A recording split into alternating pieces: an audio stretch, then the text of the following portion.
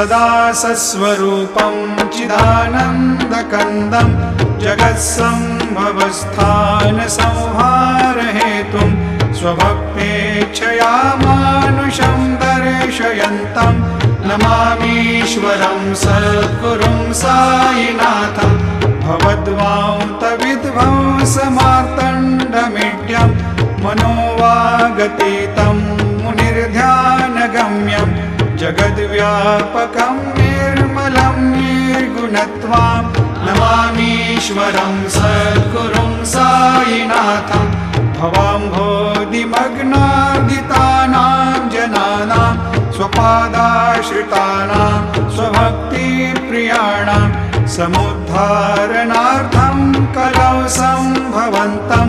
नमामीश्वरं सद्गुरुं साईनाथं सदा निम्बवृक्ष